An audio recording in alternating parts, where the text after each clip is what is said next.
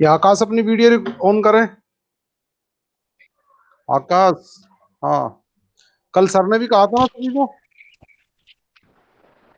क्यों भाई? जी। कल सभी कहा था उसके बाद भी। देखो बैक बेंचर किसकी आईडी है? नमस्ते सर। नमस्कार। जितनी हमने डिस्कस करी वो सब ध्यान में है? गौरव।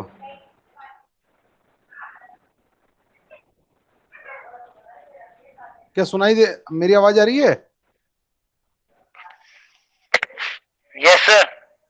हाँ तो कोई आवाज, कोई जवाब नहीं दे रहा। मैंने पूछा कि मैकियावेली पे जी सर। मैकियावेली पे जितनी डिस्कस अभी तक हमने की है वो ध्यान में है सभी? जी सर। हैं? क्या ध्यान में है? उसके कर्तव्य शायद हम लास्ट करा रहे थे। कर्तव्य जी सर। सारे डिस्कस हो गए थे।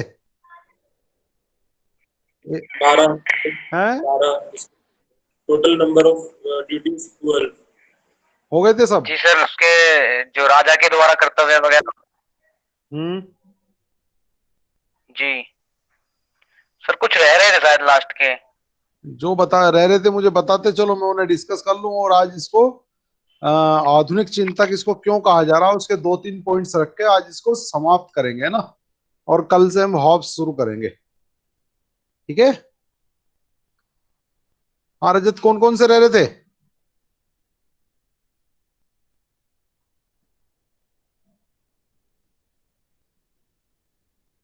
सर हमने कानून का कठोरता से पालन कराए तक कर लिया था।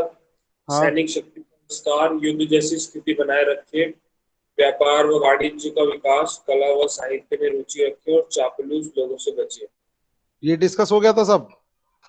ये रह रहा है, इससे पहला वाला डिस्कस हो चुका है। राष्ट्र की अच्छा। सेना की क्रूरता का पर्याय, शानदार दंड, शेर जैसी ताकत, शक्ति का प्राप्तिकरण और सम्मानपूर्वक आचरण, ये डिस्कस कर चुके हैं। चलो मुझे पॉइंट बताते जाना, है ना, मैं डिस्कस करता रहूंगा। मेरे ख्याल लास्ट में वो ये कह रहा था कि वो सेना की शक्ति को बढ़ाए और हमेशा युद्ध जैसी स्थिति स्थिति बनाए रखे। है ना? यही था ना? तो युद्ध जैसी स्थिति बनाए रखने से उसका मतलब क्या है? क्या कहना चाह रहा हूँ युद्ध जैसी स्थिति बनाए रखना? क्योंकि आजकल तो हम मानते हैं कि अगर युद्ध जैसी स्थिति बनी रहेगी तो राज्य गर्त की ओर चले जाएंगे। हमेशा युद्ध में ही लगे रहेंगे और तो कुछ करेंगे नहीं। लेकिन ये कह रहा है कि राज्यों को जो अपनी सेना है, सेना की शक्ति को हमेशा बढ़ाते रहना चाहिए। और सेना की शक्ति को बढ़ाने के साथ साथ वो जो पड़ोसी राज्य हैं उनकी ओर ऐसी स्थिति में रहना चाहिए कि पड़ोसी राज्यों को कभी भी लगता रहे कि ये युद्ध करके सीमाओं का विस्तार कर सकता है। सीमाओं के विस्तार करने के लिए वो कहता है कि युद्ध जैसी स्थिति राज्य को हमेशा बनाए रखनी चाहिए। यदि युद्ध जैसी स्थिति बनी रहेगी तो उसके जो शत्रु राष्ट्र भी हैं वो भी कहीं ना कहीं उसकी मित्रता की ओर जाएंगे। या तो उससे मित्रता करेंगे या फिर उससे संधि करेंगे। संधि में भी जब कमजोर राज्य संधि करते हैं तो होता क्या है, वो जो शक्तिशाली राज्य हैं उनकी जो शक्तिशाली राज्य हैं उनकी शर्तों पे संधि करते हैं।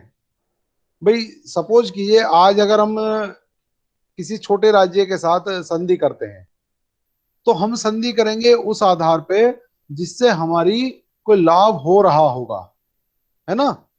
और जो कमजोर राज्य होते हैं वो इसी आधार पे अपनी जो शर्तें हैं वो कम रखते हैं ताकि उसकी सीमाओं की सुरक्षा होती रहे और कुछ हिस्सा देकर भी बाकी का राष्ट्र बचा रहे।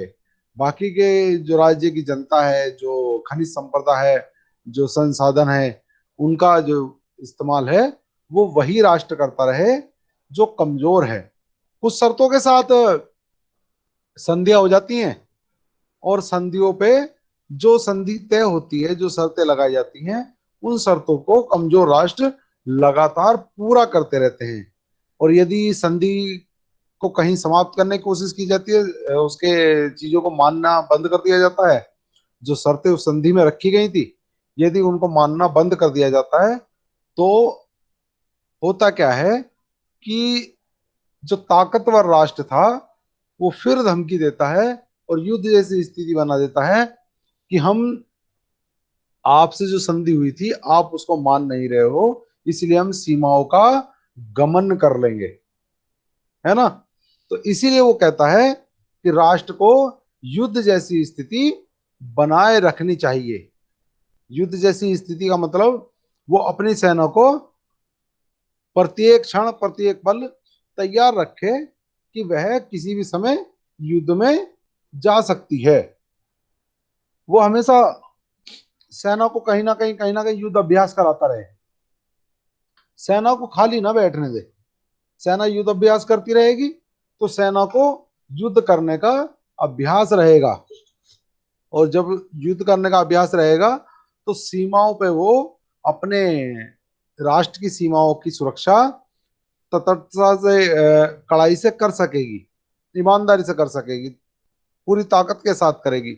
और जब आपकी राष्ट्र की जो सेना है उसकी सैन्य शक्ति बढ़ेगी तो पड़ोसी राष्ट्र आपसे युद्ध जैसी स्थिति देख के निश्चित तौर पे संधि के लिए बात करेगा।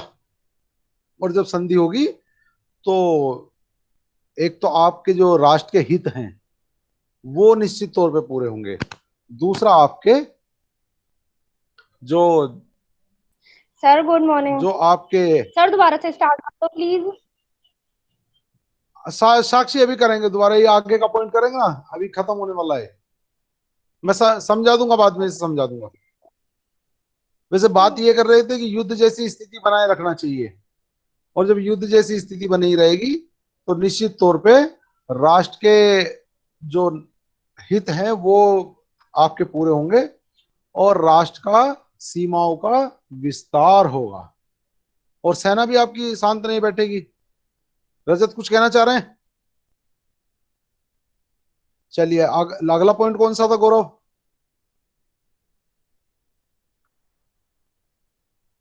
अगला पॉइंट कौन सा था?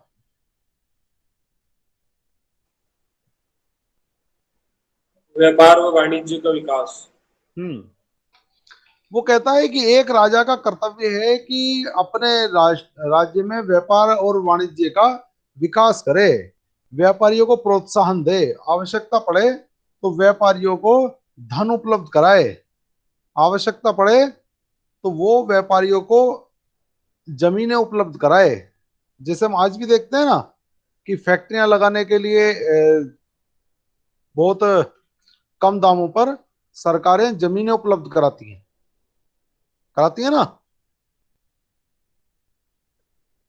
सब्सिडी के साथ जमीनें उपलब्ध कराती हैं, और एक बड़ी लंबी लीज हो जाती है कि इतने साल के लिए इतने रुपए में ये जमीन आप इस्तेमाल कर सकते हैं। लेकिन फ्री नहीं होती वो जमीन।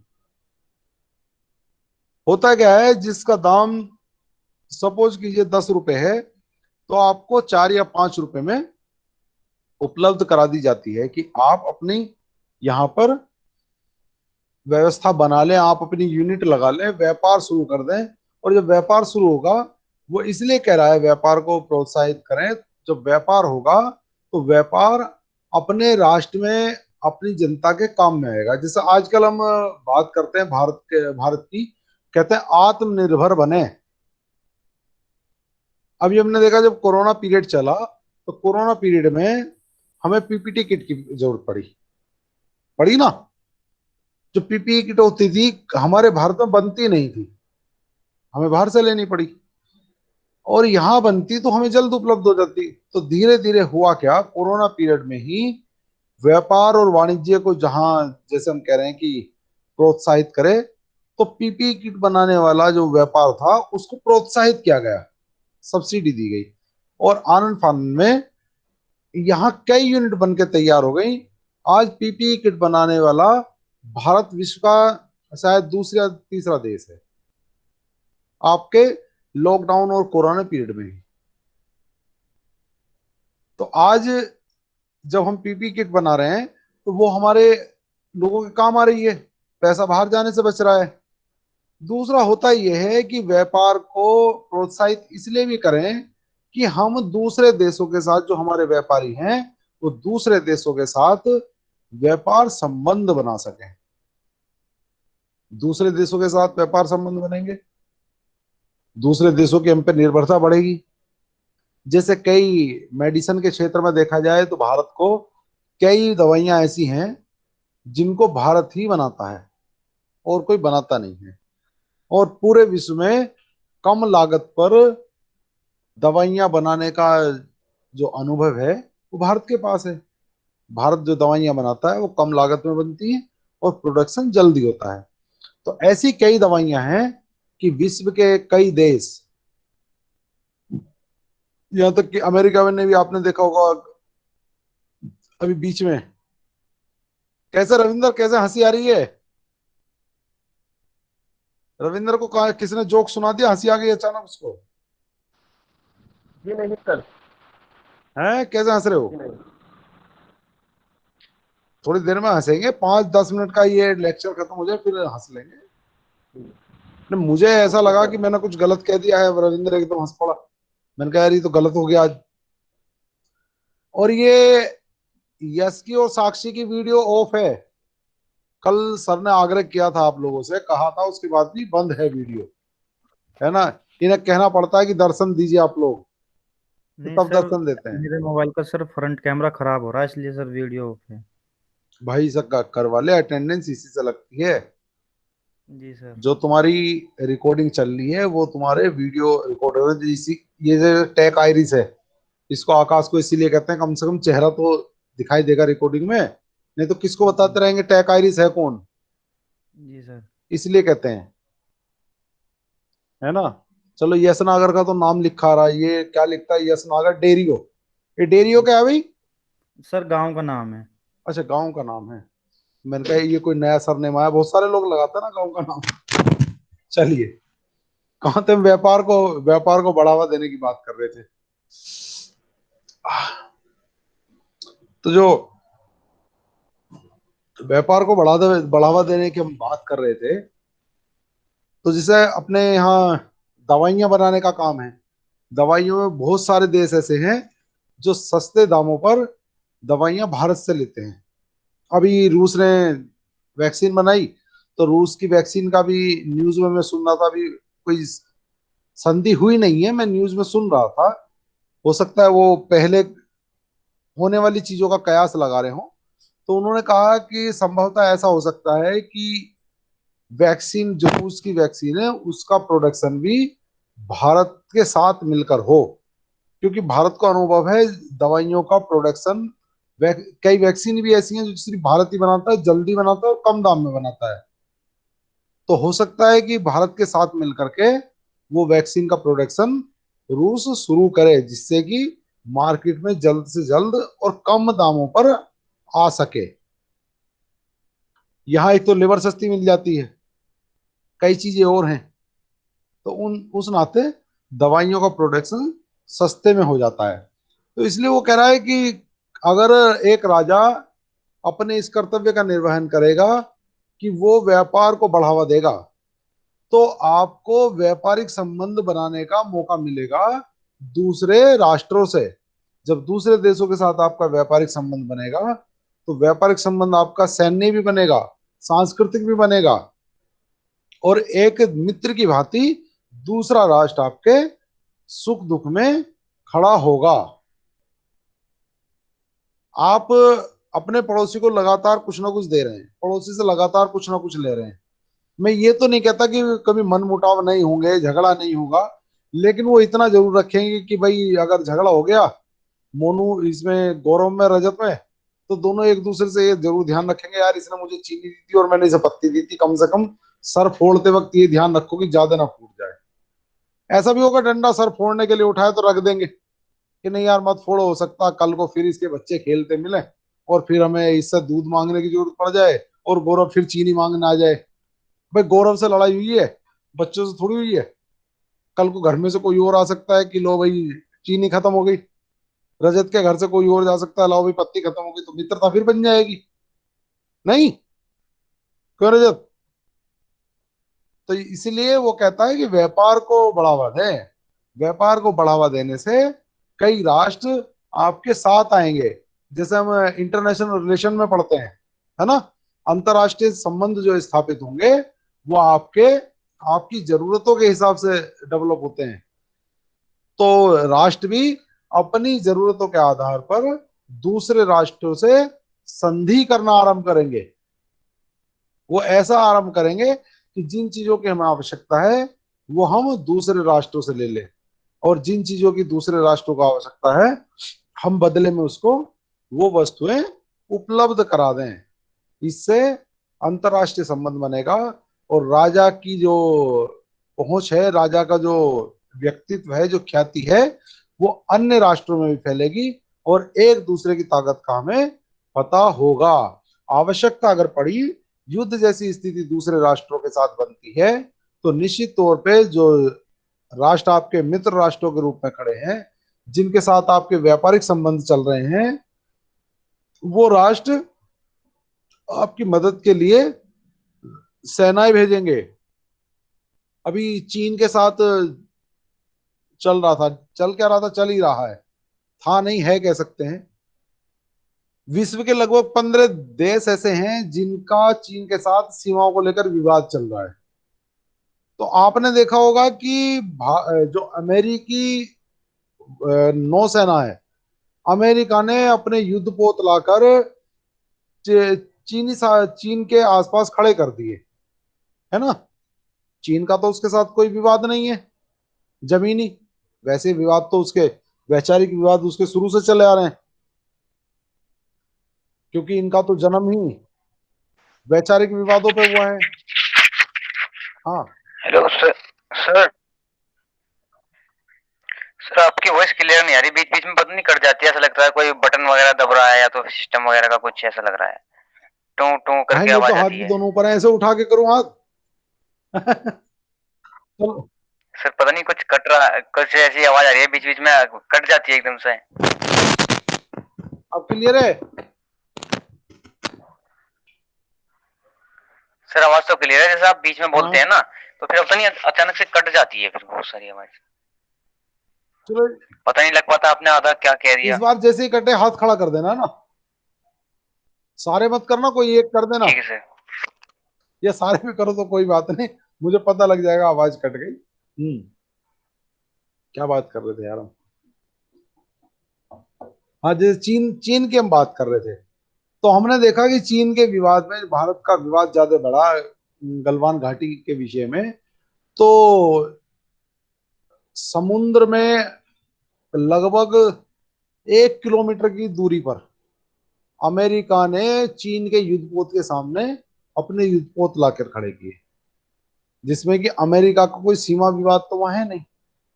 अमेरिका का विवाद वैचारिक है ना, क्योंकि एक पूंजीवाद का समर्थक है, एक साम्यवाद का समर्थक है, और दोनों ही। रजत कुछ कह रहे थे क्या? चलिए। और दोनों ही ये मान के चलते हैं कि जो विश्व का व्यापार है, उस विश्व के व्यापार पे अपनी पकड़ होनी चाहिए। कोरोना के मामले में जब हमने देखा, तो कोरोना के समय में भी ये बात उठ करके आई कि चीन का अपना जैविक हथियार के रूप में अपनी खुद की लैब में बनाया हुआ एक वायरस, जिसको पूरी दुनिया में सिर्फ इसलिए फिर कट गई। चीन का जो कोरोना वायरस की हम बात कर रहे थे, कोरोना वायरस का ये कहा जाने लगा कि, हाँ रजत बोलो। रजत कुछ कह रहे थे?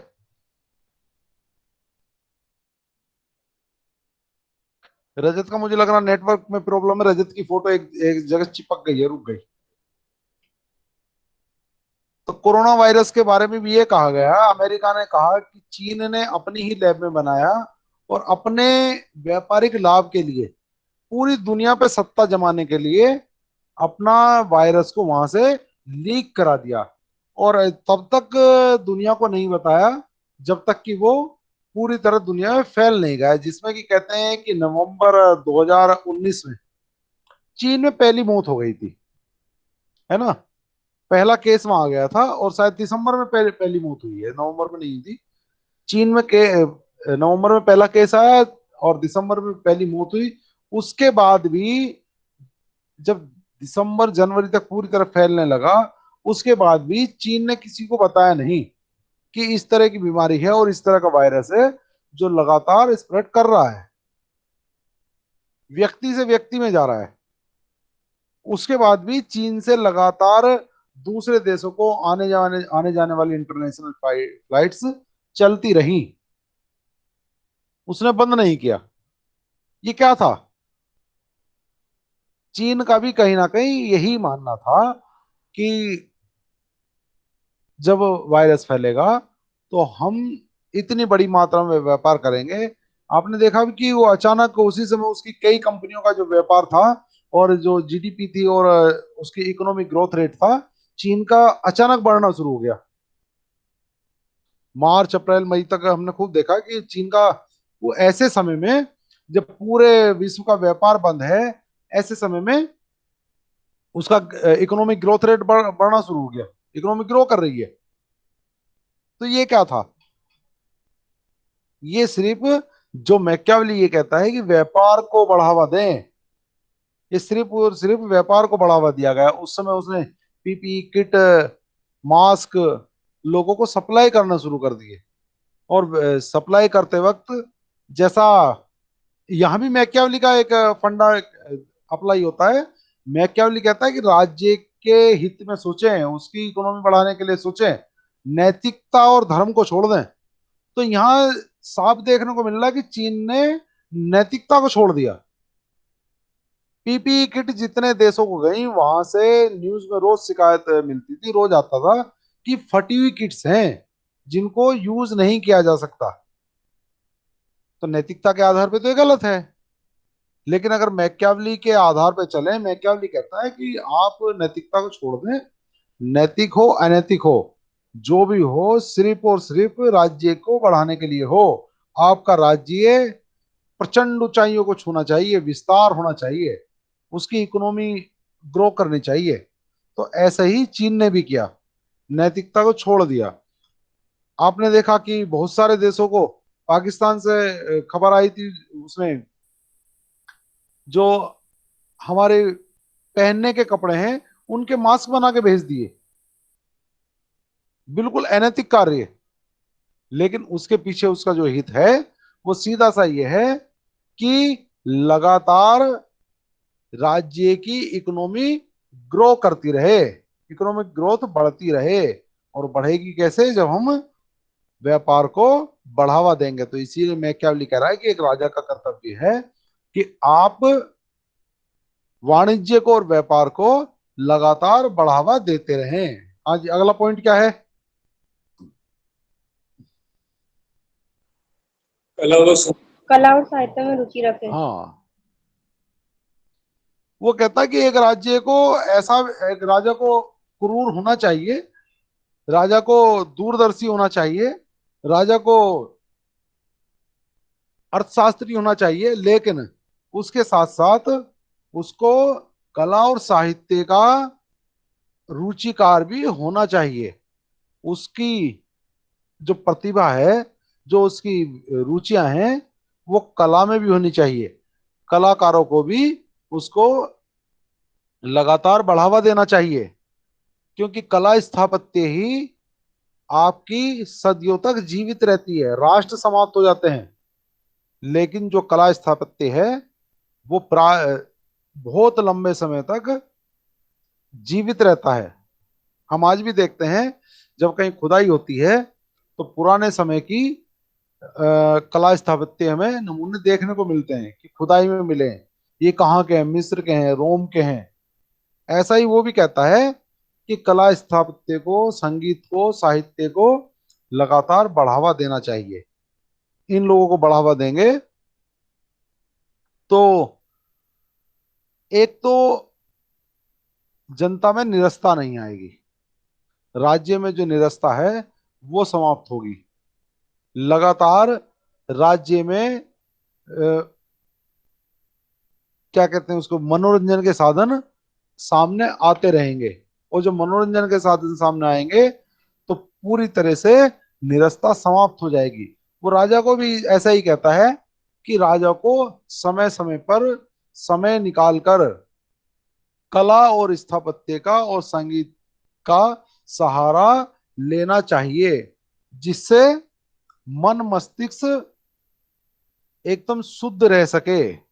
और जब मन मस्तिष्क शुद्ध रहेगा तो राज्य के अन्य विषयों में भी वह आसानी से सोच पाएगा। इसलिए वो कहता है कि मनोरंजन के कार्यों के लिए, मनोरंजन के साधनों के तौर पे उसको कला, स्थापत्य और संगीत को, कलाकारों को सराहना करनी चाहिए और रुचि लेनी चाहिए। ठीक है जी। अगला। रज, चापलूसों से बचे। हाँ, चापलूसों से भी बचे हैं। अपने यहाँ तो नहीं है कोई चापलूस? नहीं, अपनी तो सारा सारा डिपार्टमेंट क्लास बढ़िया है। वो कहता है कि राजा को ऐसे लोगों से बचना चाहिए जो उसकी चापलूसी के लिए राज्य की सिर्फ अच्छाइयां बताते हैं। कई बार होता है ना, हम राजनीतिक पार्टियों में भी देखते हैं कि राजनीतिक पार्टियों के जो कुछ नेता हैं, हाई कमान के नजदीक रहते हैं, वो हाई कमान को ऐसा दृश्य दिखाते हैं कि चुनाव आने वाले हैं और इस बार तो प्रधानमंत्री आप ही बन रहे हैं जी, कोई और बन ही नहीं रहा। दूर दूर तक नहीं है जी कोई। आप प्रधानमंत्री बन जाएंगे जी, हमारी इतनी सीट आ जाएंगी जी, ये हो जाएगा जी। ऐसी होता है ना। अगर बहुत छोटी बात करें, ग्राम प्रधान की बात करें, तो ग्राम प्रधान के पास भी ऐसा होता है, एक लॉबी होती है 10 12 20 लोगों की। क्यों भी रविंदर, होता है ना गांव में ऐसा। जो जी सर। प्रधानी का चुनाव लड़ने जाता है उसके साथ 20 30 लोग मिले हुए होते हैं, और वो रोज उसकी पियेंगे, रोज खाएंगे, और कहेंगे आज हम दिन में वहां गए, वहां तो तुम्हारी बात चल रही थी, लोग कह रहे थे कि आपके तो प्रधान यही बनने चाहिए जी, प्रधान इनसे बढ़िया कोई और नहीं हो सकता। इसी खुशी में आके वो फिर कहता चलो भाई एक बोतल और निकालो। इसी तरह से वो कह रहा कि जो चापलूस हैं, राजा को चापलूसों से बचना चाहिए। चापलूस आपकी जो व्यवस्था है उसको बिगाड़ने का काम करते हैं, सही स्थिति नहीं बता पाते, आपकी सीमाएं सुरक्षित हैं नहीं हैं, आपका अंदरूनी स्थिति ठीक है नहीं है, इकोनॉमिक ग्रोथ की क्या स्थिति है, इन चीजों पे चापलूस गौर नहीं कर पाते हैं। चापलूस का सबसे पहला धर्म होता है कि वो स्वयं का विकास करेगा। अगर मुझे आपसे कोई लाभ है तो मैं आपको ऐसी बातें बताऊंगा जिससे मुझे लाभ हो, जिससे सुन के आप प्रसन्न हो जाएं, और प्रसन्न होने के बाद कहें कि भाई इसने बहुत बढ़िया बात बताई है, इसको कुछ ना कुछ इनाम में देना चाहिए। तो कहता है कि गुप्तचर रखने चाहिए राजा को, चापलूस नहीं रखने चाहिए। गुप्तचर रखेगा तो गुप्तचर के आधार पे वो राज्य की जो गुप्त व्यवस्थाएं हैं, जो चीजें डिस्टर्ब हो रही हैं, जो चीजें राज्य की इकोनॉमी को डिस्टर्ब कर रही हैं, राज्य की सीमाओं को डिस्टर्ब कर रही हैं, उनकी सही जानकारी होगी। किस सीमा पर क्या स्थिति है, कहाँ समस्या है, कहाँ से हमें लाभ हो रहा है, क्या करने से हमें नुकसान होगा, क्या करने से हमें लाभ होगा, ऐसी चीजें लगातार उसको वही लोग बताते हैं जो चापलूस ना होकर राष्ट्र के हितैषी होते हैं। तो मैकियावेली कहता है कि राजा का परम कर्तव्य है कि ऐसे लोगों का एक समूह तैयार कर ले कि जो उसे राज्य के हित अहित का क्या होना है, हित कैसे होगा, अहित हो रहा है नहीं हो रहा है, किससे संधि करने से हमें लाभ होगा, किससे संधि करने से नुकसान होगा, राजा ऐसा क्या कार्य करे कि राज्य की प्रजा विकास को प्राप्त करेगी, राज्य विकास को प्राप्त करेगा, ऐसा क्या नहीं करना चाहिए कि जिससे राज्य का नुकसान नहीं होगा। लगातार ऐसी बातों को बताने वाला, सच्चाई को बताने वाला एक समूह से अपने पास रखना चाहिए। जो लोग मीठी मीठी बात करें, राजा की तारीफ करते रहें, हमेशा राज्य की तारीफ करते रहें, कहते रहें कि जब से राजा आप हुए हैं तब से राज्य चहुमुखी विकास को प्राप्त कर रहा है। आप जैसा राजा ना भूतकाल में हुआ, ना भविष्य में होगा, ना भूतो ना भविष्यति कहते हैं ना हुआ है ना होगा। तो जो ऐसा तारीफ करने वाले समूह होता है जिन्हें हम चापलूस कहते हैं, तो मैकियावेली कहता है कि राजा को ऐसे चापलूस लोगों से दूर रहना चाहिए, चापलूस लोगों से बचना चाहिए, अन्यथा वो चापलूस लोगों की बातें सुनता रहेगा, और जब तक चापलूस लोगों की बातें सुनेगा तो वो ऐसी स्थिति को प्राप्त हो जाएगा कि राज्य के अन्य कार्य नहीं देख पाएगा। जैसे नीरो था ना, रोम में नीरो, रजत पढ़ा है नीरो को? जब रोमन इतिहास पढ़ेंगे, वो डिस्कोर्सेस में भी ये लिखता है, और कहते हैं ना, एक फेमस सी लाइन है कि रोम जल रहा था तो नीरो बंसी बजा रहा था। नीरो के चारों ओर भी ऐसे ही लोग थे जो उसको सच्चाई से अवगत नहीं होने देते थे, और अंत में हुआ क्या, रोमन साम्राज्य जिसको विशाल महान साम्राज्य कहा जा रहा था, वो समाप्ति को प्राप्त हुआ, वो गति को प्राप्त हुआ। तो इसीलिए मैकियावेली कहता है इतिहास के आधार पर ही, उसका अपना इतिहास का अनुभव है, उसी अनुभव के आधार पर वो कहता है कि राज्य की वास्तविकता को जानना चाहिए, और राज्य की और राजा की निरंतर तारीफ करते रहने वाले चापलूसों से, जो अपने हित के लिए राजा के पास लगे हैं, ऐसे चापलूसों से लगातार दूरी बनाए रखना चाहिए और राजा को बचना चाहिए। ठीक है जी, इसके कर्तव्य समाप्त हुए। कल हम इसके 5 मिनट का डिस्कस करेंगे कि आधुनिक चिंतक क्यों हैं। कई लोगों ने इसे आधुनिक चिंतक कहा ना, और आधुनिक चिंतक है भी। तो साक्षी कुछ कहना चाह रहे हो? हाँ। सर, जिस तरीके से आपने बताया इसके कर्तव्यों के बारे हम्म, में, और हम ये मानते हैं कि चीन इसके मतलब इसने जो बताए हैं हाँ उस राह पर चल रहा है। तो हाँ सर कहीं ना कहीं इनको सब एक गलत स्थिति, मतलब गलत निगाह से देखते हैं कि वो सही नहीं कर रहा। तो हाँ क्या हाँ। फिर मैं क्या हम इन कर्तव्यों को सही ठहरा सकते हैं? देखो मैकियावली का क्या था, मैकियावली अपने समय में, जब मैकियावली ने देखा, मैकियावली एक राष्ट्रभक्त था, मैकियावली राष्ट्रभक्त था, और देशभक्ति के साथ साथ उसने देखा कि लगातार देश का क्षरण होता जा रहा है।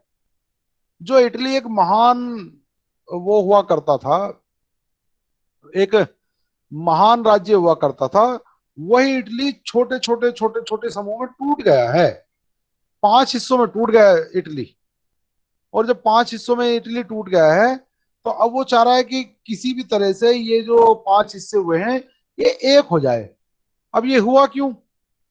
ये इसलिए हुआ कि वहां के जो राजा थे, एक तो धर्म के आधार पर चलने लगे थे, धर्म के आधार पर चलते चलते वो मानने लगे थे चर्च की बात,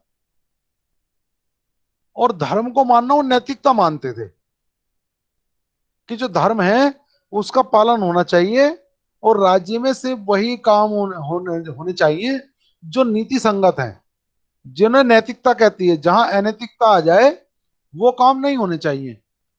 अब चर्च उनसे ऐसे काम कराता था जो अगर नैतिकता के आधार पर आप करोगे तो राज्य का क्षरण होना ही होना है। तो इसलिए मैकियावली अपने अनुभव के आधार पर कह रहा है कि राजा को अब ये नहीं देखना चाहिए कि नैतिक क्या है अनैतिक क्या है, राजा को सिर्फ और सिर्फ राज्य के विकास के लिए सोचना चाहिए। राज्य के विकास के लिए सोचेगा तो नैतिक और अनैतिकता स्वयं ही दूर हो जाएगी। अब जो उसे आधुनिक चिंतक कहते हैं, आधुनिक चिंतक भी उसको इसीलिए कहा जा रहा है। आधुनिक चिंतन में उसकी दो बड़ी बातें हैं। एक तो वो धर्म को अलग करता है राजनीति से, दूसरा वो नैतिकता को अलग करता है राजनीति से, और राजाओं को लगातार सलाह दे रहा है कि आप सिर्फ और सिर्फ राज्य के विकास के बारे में सोचें। उस तक जाने का साधन क्या है, साधन नैतिक है अनैतिक है, उस पर ना सोचें। जैसे गांधी जी कहते हैं ना कि साधन और साध्य दोनों पवित्र होने चाहिए, है ना। साध्य को प्राप्त करने के लिए जो साधन इस्तेमाल किए जा रहे हैं वो नैतिकतापूर्ण हो, धर्मपूर्ण हो और पूरी तरह से आपके पवित्र साधन हो, चाहे आपको उसमें थोड़ा बहुत नुकसान भी हो रहा है। यही ये उल्टा कहता है, इसने देखा है बचपन से कि धर्म के और नैतिकता के आधार पर चल के जो इटली है, इटली 5 राज्यों में बट गया और राजा की उसी नैतिकता प्रिय होने का लाभ उठाकर चर्च लगातार कभी फ्रांस को बुला लेता है, कभी स्पेन को बुला लेता है, कभी किसी को बुलाता है, अलग अलग देशों को इसलिए आमंत्रित करता है कि आप आइए। और जो इटली के छोटे छोटे राज्य हैं, नेपल्स है, मिलान है, रोमन का चर्च है, वेनिस है, और जहां वो खुद पैदा हो रहा फ्लोरेंस है, ये जो 5 गणराज्यों में बट गया है, इन 5 गणराज्यों में फूट डाल के रखें और आप अपने लाभ की सरकारें स्थापित करें। तो ये मैकियावली बचपन से देख रहा था कि जो चर्च है वो नैतिकता का और धर्म का दुहाई दे करके राजा को लगातार कमजोर कर रहा है, राज्य को कमजोर कर रहा है। और जो राजा आके बैठ रहे हैं, राजा वो आके बैठ रहे हैं जो कि दूसरे देशों के समर्थक हैं, जिन्हें इटली की, फ्लोरेंस की, नेपल्स की जो मूल जनता है उससे कोई लेना देना ही नहीं है। उन्हें जो भी बढ़ाना है वो दूसरे देशों के लिए बढ़ाना है। तो लगातार दूसरे देशों को लाभ देने के लिए ऐसे राजाओं को स्पेन या फ्रांस बैठा रहा था जो उनके लाभ के हों और बीच में चर्च को लाभ पहुंचाते रहे। तो उसका एक जैसा अनुभव हुआ, उस अनुभव से, सेल्फ एक्सपीरियंस से उसने कहा कि भाई अगर नैतिकता के और धर्म के आधार पर चलते रहे तो बिल्कुल समाप्त हो जाएंगे। तो उस समय के लिए, आज के समय के लिए नहीं कहता वो उस समय के लिए आधार मान के चल रहा है कि आपको नैतिकता और धर्म को अलग कर देना चाहिए। लेकिन आज के समय में जब हम देखते हैं, आपको नैतिकता का भी ध्यान रखना चाहिए, धर्म का भी ध्यान रखना चाहिए। अब चीन नैतिकता और धर्म दोनों को छोड़ बैठा है। निश्चित तौर पे लगभग 15-16 राज्यों से उसका सीमा विवाद चल रहा है। आज पूरा विश्व आपके खिलाफ खड़ा है। तो ये तो निश्चित है कि जब आप धर्म और नैतिकता के खिलाफ जाएंगे तो पूरा विश्व आपके खिलाफ खड़ा होगा। लेकिन जहां तक इटली को बढ़ाने के लिए, जहां तक उसकी मैकियावली की बात है, तो मैकियावली अपने अनुभवों के आधार पे कहता है और उसी समय के लिए कह रहा है। वो ये नहीं कह रहा कि जीवन भर ऐसा करते रहे। वो तो प्रिंस में भी कह रहा, दी प्रिंस लिखते वक्त ऐसा कह रहा है कि आप इसको थोड़ा सा व्यवस्थित कर लें। कोई एक राजा आ जाए, एक राजा आ जाएगा तो कुछ समय के लिए नैतिकता को त्याग दे और धर्म को तो बिल्कुल त्याग ही दे, चर्च को तो। और जब कुछ समय के लिए नैतिकता को त्याग देगा तो इटली का एकीकरण हो जाएगा, इटली मजबूत राज्य होगा और उसके बाद चाहे नैतिकता के आधार पर काम कर ले। वो तो ऐसा कह रहा है। लेकिन आरंभ के लिए उसने नैतिकता को बिल्कुल समाप्त कर दिया है। वो कह रहा है कि नैतिकता ना देखो, नैतिकता के चक्कर में लगे रहे तो हम दूसरे राज्यों से युद्ध नहीं कर पाएंगे। दूसरों की सीमाओं का जो कब्जा करने की बात करता है, इसीलिए कहता है कि दूसरे की सीमाओं पर कब्जा करना तो अनैतिक हो गया ना। क्यों जी, अनैतिक हुआ ना दूसरों की सीमाओं पर कब्जा करना। तो वो फिर भी कह रहा है युद्ध जैसी स्थिति बनाए रखें। युद्ध जैसी स्थिति बनाए रखेंगे तो जो नेपल्स है, मिलान है, वेनिस है, फ्लोरेंस है, ये सब एक हो जाएगा। और जब एक हो जाएगा तो इटली एक विशाल गणराज्य के रूप में दिखाई देना शुरू होगा। इसलिए कह रहा है वो। क्लियर हुआ साक्षी? हाँ जी, ये क्लियर हो गया। कल हम इसके आधुनिक चिंतक होने पे बात करेंगे कि आधुनिक चिंतक ये क्यों हैं। आज क्लास में है आकाश कौशल। एक बार अपना अपना नाम ले दो भाई, जल्दी जल्दी। यस नागर साक्षी। Sir. Gaurav Kumar present sir. आकाश कौशल, रजत, गौरव, साक्षी,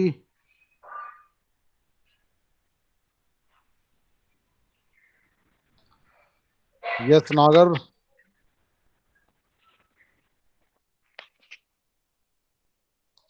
रविंदर। सर आकाश कल नहीं है, सिंह है। आकाश सिंह। जी सर, आकाश कौशल नहीं है सर, जी आकाश सिंह है। अच्छा सिंह है। जी। आकाश जी। कौशल की भी कुछ ऐसी आईडी है ना? और उसकी यहाँ द बैक बेंचर के नाम से है सर। हाँ बैक बेंचर है वो। इसकी तो शकल भी दिखाई दे रही, मैंने लिख लिया था आकाश सिंह कौशल लिख रखा पूरा, कौशल हटा दिया मैंने बीच में से। ठीक है ना? विनीत बाबू बड़े लेट आए, क्या मामला?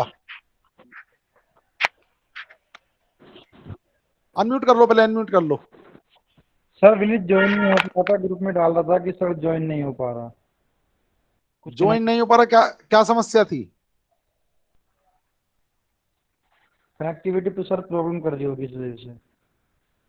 प्रयास करा करो 15 मिनट पहले से। सर अभी मैं तो रजत पांडे सर की क्लास कर रहे हो अभी?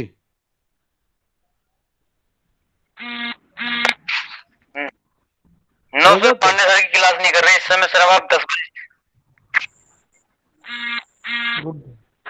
पांडे सर की क्लास नहीं कर रहे हैं अब? मैंने नहीं तो कर रहे 10:30, सर। मैं तो 10:30 इसीलिए कर रखी थी। तो क्या करें, क्लास 10 बजे से सर करें? पांडे सर की क्लास तो नहीं कर रहे फिलहाल। तो सर क्लास 10 जी बजे से सर, कर 10 दो बजे आप। से कर दो आप। भाई अब इस हफ्ते में 3 क्लास और बची हैं, जी सर। तो मंडे से जो क्लास लें, मंडे से 10 बजे जी। कर लें हैं? जी सर। और यस सर। आपकी यस सर। आपकी अटेंडेंस रोज जाएगी। और सर ने कह दिया है कि ओके सर। महीने के लास्ट में जो अटेंडेंस होगी उसको निकाल करके फिर हम सबके घर पत्र भेजेंगे एक बार। तो जी सर। इसलिए कहा जाता है कि अपनी आईडी और अपना वीडियो ऑन रखें। वीडियो ऑन रखेंगे तो कम से कम शकल तो दिखाई देती है। एक बार नाम भी मिस हो जाए तो हम बच्चे को कह तो सकेंगे आज ये वाला बच्चा तो था। ठीक है ना? सर पता नहीं क्या जी कनेक्टिविटी सर। प्रॉब्लम, अभी कल मैं 10:25 से ट्राई कर रहा था, तब जाके बाद में जुड़ पाया। ध्यान रखो भैया ना। चलिए ठीक है, 2 दिन से मिल नहीं पा रहे थे, आज आपसे आप लोगों के दर्शन करके अच्छा लगा, है ना? ओके इस सर। नमस्ते सर। सर नमस्कार। नमस्ते। कल कल मैक्यावली पे जरूर खत्म करना। मैक्यावली को चलते लंबा समय हो गया, इसकी कोई ना कोई सिद्धांत निकल के आ जी। जाता है रोज इसका। और मैक्यावली ऐसा जी सर। व्यक्ति, मैक्यावली ऐसा विचारक है जिसने किसी भी तरह का कोई सिद्धांत स्थापित नहीं किया। ना तो राज्य जी के सर। लिए किया, ना राजनीति के लिए किया, ना राज्य की उत्पत्ति के लिए किया। इसने कहीं कोई सिद्धांत स्थापित ही नहीं किया। उसके बाद भी 15 दिन से नई नई चीजें इसी की पढ़ रहे हैं, है ना? चलिए ठीक है, नमस्कार। साक्षी कुछ कहना चाह रहे थे? सर नमस्ते। अच्छा नमस्ते कह रहे थे हाथ खड़ा करके, मुझे लगा कुछ और कह रहे हैं। चलिए ठीक है भाई, नमस्कार। कल मिलते हैं 10:30 बजे, है ना?